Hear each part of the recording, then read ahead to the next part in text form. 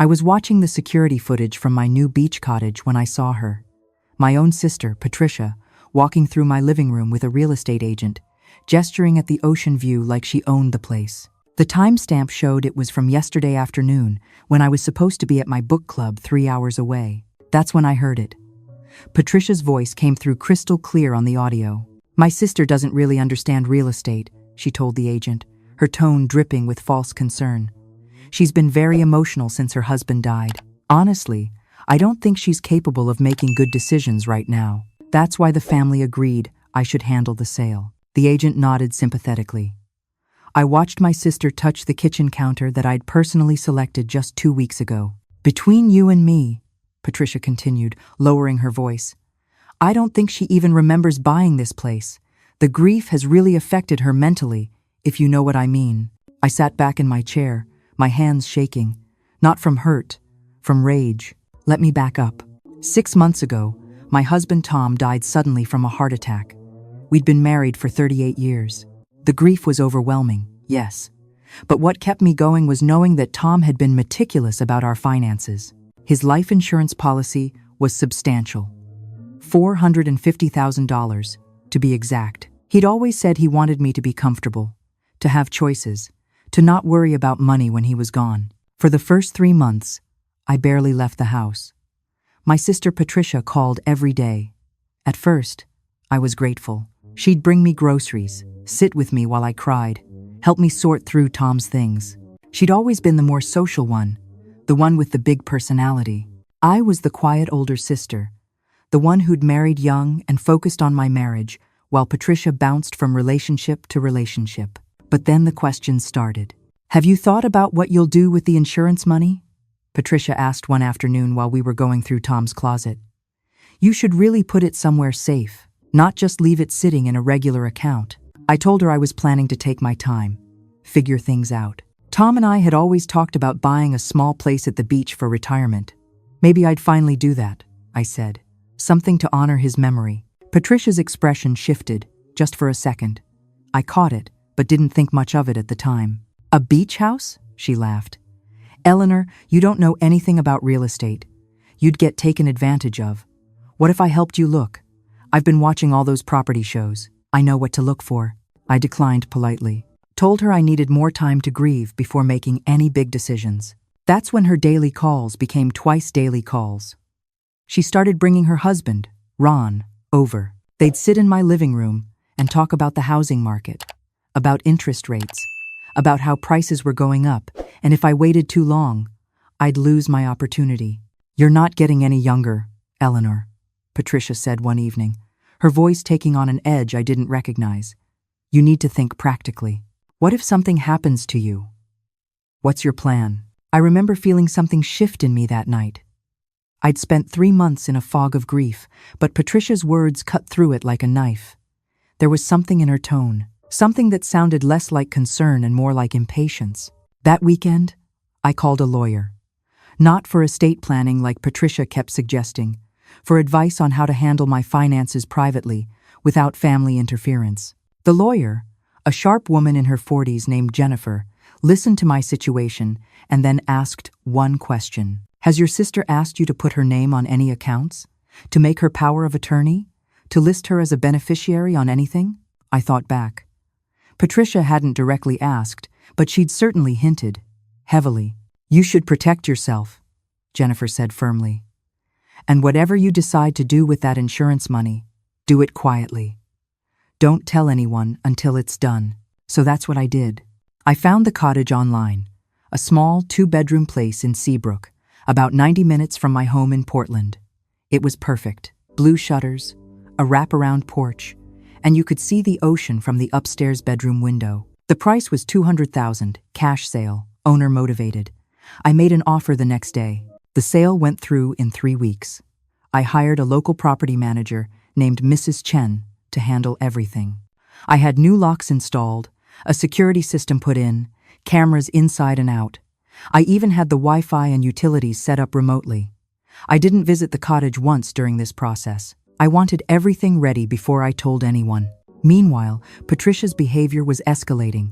She started showing up at my house unannounced. She'd let herself in with the spare key I'd given her after Tom died, startling me in the kitchen or living room. "You really should think about moving," she said one morning, standing in my kitchen like she owned it. "This house is too big for one person, too many memories. You could sell it, downsize to a condo, invest the rest." "I like this house," I told her. "Tom and I built our life here." "Tom's gone, Eleanor." Patricia's voice was sharp. "You need to start thinking about your future, not the past." That afternoon, I changed the locks. Patricia called 3 times when her key didn't work. I didn't answer. I was too busy packing. I'd decided that weekend would be my first visit to the cottage. I'd tell Patricia about it eventually, but on my terms, when I was ready. Friday afternoon, I loaded my car with groceries and a few personal items. The drive to Seabrook was beautiful. Coastal highway, ocean views, the smell of salt air. I felt something I hadn't felt in months. Hope. The cottage was everything I'd imagined. Mrs. Chen had left fresh flowers on the kitchen table, the beds were made with new linens, and the whole place smelled like lemon and sea breeze. I spent that first evening on the porch, wrapped in one of Tom's old sweaters, watching the sunset and crying. But they were good tears. Healing tears. I stayed the whole weekend. On Sunday evening, I reluctantly packed up to head home. That's when I checked the security camera app on my phone. There were motion alerts. From Saturday afternoon, my stomach dropped. I'd told no one about the cottage. The only people who knew were the seller, Mrs. Chen, my lawyer, and the bank. I clicked on the first alert. The video showed Patricia, my sister, walking up to my front door with a woman I didn't recognize. Patricia was laughing, gesturing at the cottage like a tour guide. She pulled out a key and let herself in. A key to my cottage that she shouldn't have had. My hands shook as I scrolled through the other alerts. There were hours of footage. Patricia, showing this woman every room. Patricia sitting at my kitchen table, papers spread out. Patricia on her phone, standing on my porch, smoking a cigarette while she talked. I downloaded all the footage to my phone and drove home in a daze. That night, I called Jennifer, my lawyer. "She's been in the cottage?" Jennifer's voice was sharp with alarm. "How did she get a key?" "I don't know." I was pacing my living room, too agitated to sit. "The only person with a spare besides me is Mrs. Chen." Jennifer was quiet for a moment.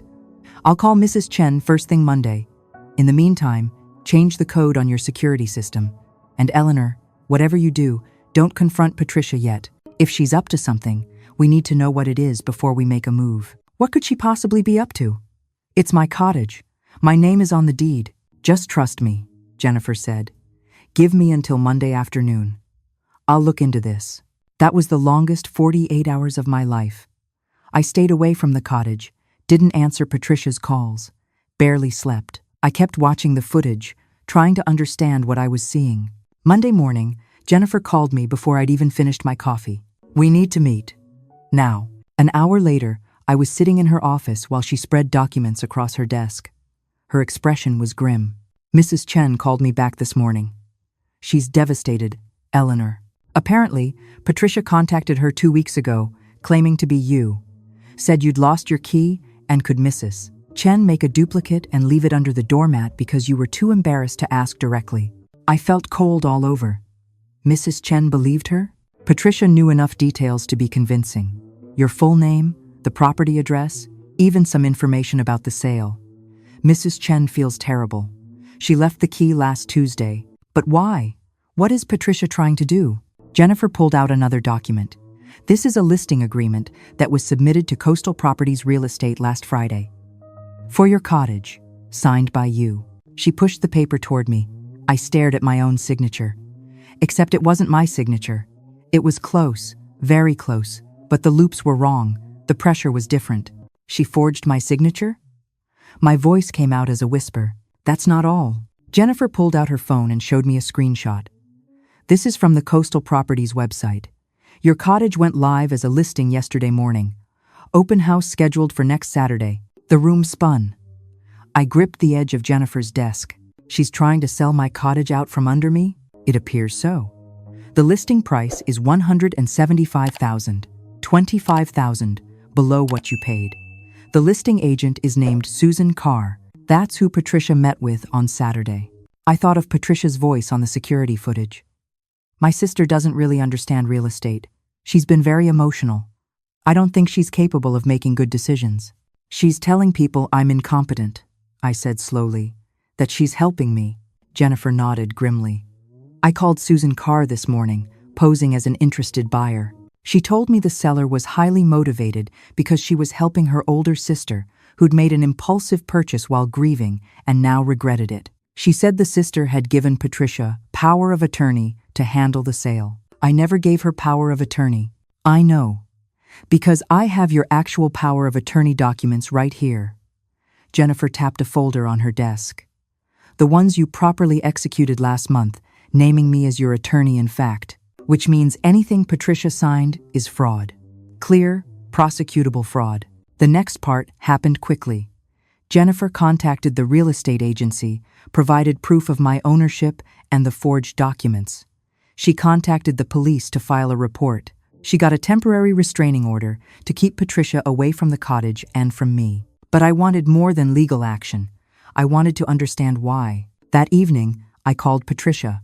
She answered on the first ring. Eleanor. Finally. I've been calling you for days. Where have you been? Her voice was bright, cheerful, like nothing was wrong. I've been busy, I said, keeping my tone neutral. What's up? I wanted to talk to you about something important. Can I come over? Actually, I was thinking of coming to your place. Is Ron home? There was a pause. He's working late.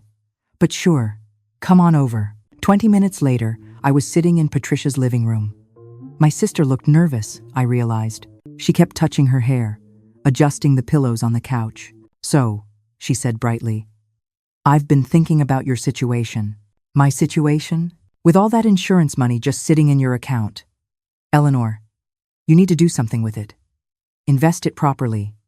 I've been talking to Ron, and we think you should. I bought a house. Patricia froze. What? A cottage. At the beach. I paid cash. $200,000. I watched her face carefully.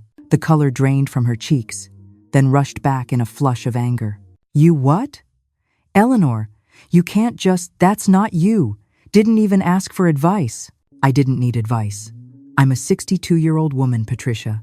I think I can buy a house without permission from my little sister. She stood up abruptly, pacing. Where is it? When did you buy it? Why didn't you tell me? Why would I tell you? Patricia whirled around.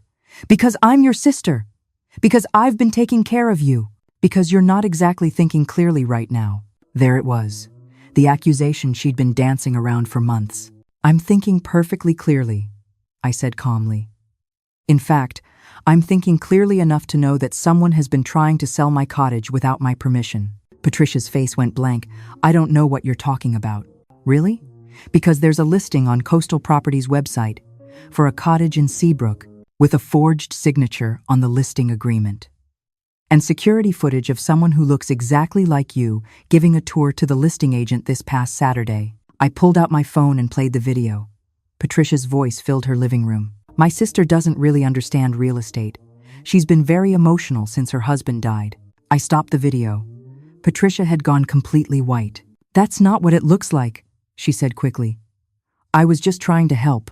You made a mistake buying that place, Eleanor. I was trying to fix it before you lost more money. By forging my signature? By lying to a real estate agent? By getting a key under false pretenses? You're being dramatic. I'm your sister. I have your best interests at heart. No. I stood up, my voice steady. You saw that insurance money as something you deserved. You've been jealous your whole life that Tom and I had a stable marriage, a nice home, financial security, and when he died, you saw an opportunity. That's not true. Then why did you tell the real estate agent that I'd given you power of attorney? Why did you tell her I was incompetent? Why did you forge my signature? Patricia's mouth opened and closed. Finally, she said, You have more than enough money, Eleanor. You're being selfish. Ron and I have been struggling. We've been there for you this whole time. And you couldn't even spare a little to help us out? And there it was. The real reason. Not concern. Not love. Just jealousy and greed. You were never there for me, I said quietly. You were there for the money you thought you could get. Well, here's what's going to happen. My lawyer has filed a police report for forgery and fraud. There's a restraining order. You're not to contact me or come near my property. And if you ever try something like this again, I will prosecute to the fullest extent of the law." Patricia's face contorted with rage. "You can't do this to me. I'm your sister. You did this to yourself." I walked out. Behind me, I heard Patricia screaming, but I didn't look back. The next week was a blur of police statements, meetings with Jennifer, and phone calls with the district attorney's office. The evidence was overwhelming. The forged signature, the false claims to Mrs. Chen, the listing agreement, the security footage. Patricia had been sloppy in her greed. The real estate agency was mortified. Susan Carr, the listing agent, had acted in good faith based on Patricia's lies. The listing was removed immediately, and Susan actually sent me a handwritten apology, but the family fallout was harder. Patricia had spent the week calling relatives, spinning her version of events. According to her, I was the villain. I was selfish, greedy, refusing to help family in need. I was mentally unstable from grief and had turned on my own sister, who'd only tried to help. Some relatives believed her. My cousin Martha called to lecture me about family loyalty. My Aunt Susan sent a lengthy email about forgiveness and Christian charity. But others reached out to support me. My niece from Tom's side called to say she'd always thought Patricia was manipulative. An old friend of my mother's told me about a time 15 years ago when Patricia had tried to borrow money and never paid it back. Most surprisingly, Ron called. "I need you to know I had no idea," he said, his voice thick with emotion. "Patricia told me you'd asked her to help sell the cottage because you were overwhelmed. I believed her. Eleanor, I'm so sorry. Are you going to stay with her?" I asked. There was a long pause. "I don't think I can. This isn't the first time she's lied to me, but it's the first time I've had proof." 2 weeks after the confrontation, the district attorney offered Patricia a deal. She could plead guilty to attempted fraud and forgery, accept 2 years of probation, pay restitution for my legal fees, and stay away from me. Or they could take it to trial, where she'd face possible jail time. Patricia took the deal. I never saw her sign the papers, never attended the hearing. Jennifer handled everything. The restraining order became permanent. Patricia was ordered to have no contact with me for 5 years. If she violated it, she'd go to jail. Ron filed for divorce 3 weeks later. I wish I could say I felt vindicated, but mostly I just felt sad. I'd lost my husband and my sister in the same year. The sister loss hurt less, because I realized I'd never really had her. Not in the way I'd thought, but I had the cottage. That first month after everything settled, I spent every weekend in Seabrook. I painted the shutters a brighter blue. I planted a garden with tomatoes and herbs. I bought comfortable chairs for the porch and a hammock for the backyard. Mrs. Chen felt so guilty about the key incident that she refused to take payment for the next 3 months of property management. She became a friend, introducing me to her book club, inviting me to neighborhood potlucks. I met my neighbors, Sarah, a retired teacher in the cottage next door, who brought me fresh blueberry muffins, James and Marcus, a couple who owned the coffee shop in town, who always saved me a table by the window, Betty, an elderly widow 3 doors down, who walked her golden retriever past my cottage every morning and always stopped to chat. Slowly, Seabrook became more than a refuge. It became home. 4 months after buying the cottage, I put my house in Portland on the market. The house Tom and I had shared, full of memories, both beautiful and painful. I sold it for a good price and moved to Seabrook permanently. I used part of the proceeds to renovate the cottage. Nothing major, just updates that made it feel more like mine. A bigger kitchen window, built-in bookshelves in the living room, a window seat upstairs where I could watch the ocean. The rest of the money, along with what was left from Tom's insurance, I invested carefully with a financial advisor Jennifer recommended. A woman, incidentally, who didn't think I was too old or too grief-stricken to make my own decisions. 6 months after moving to Seabrook, I was sitting on my porch with Sarah when a police car pulled up. My heart jumped, but the officer just waved and called out, "Evening, Eleanor. Just doing rounds." Sarah laughed. Small town life. Everyone knows everyone. I like it, I said. And I meant it. A year after buying the cottage, I got a letter. No return address, but I recognized Patricia's handwriting.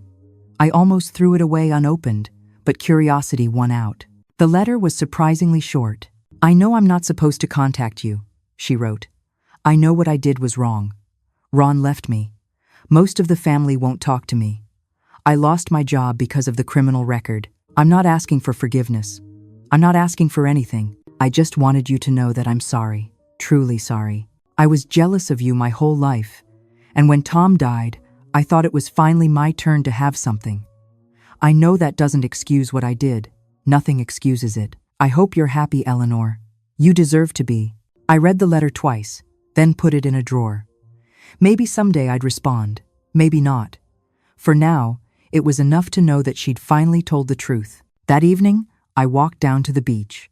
The sun was setting, painting the sky in shades of pink and orange. I thought about Tom, about how he'd wanted me to be comfortable and have choices. I thought about Patricia, about all those years of jealousy I'd never fully recognized. But mostly, I thought about the future. About the book club meeting next Tuesday. About the garden that would need attention this weekend. About the coffee date I had with Betty tomorrow morning. I'd spent so many months in grief, then so many months dealing with betrayal. But standing there on the beach, watching the waves roll in, I realized something important. I wasn't just surviving anymore. I was living, and my little blue cottage by the sea, the one I'd bought with Tom's insurance money, the one Patricia had tried to steal, the one I'd fought to keep, it wasn't just a house. It was proof that I could make my own decisions, that I could protect myself, that I could build a new life, even after losing everything I'd thought mattered most. The cottage was my second chance, and I wasn't going to waste a single moment of it. I still visit Tom's grave every few weeks, making the drive back to Portland. I bring him flowers and tell him about the cottage, about Seabrook, about this new life I'm building. "You were right," I told him on my last visit. "The insurance money gave me choices. I chose happiness, I chose peace, I chose myself." And somewhere in the wind that rustled through the cemetery trees, I swear I could feel his approval.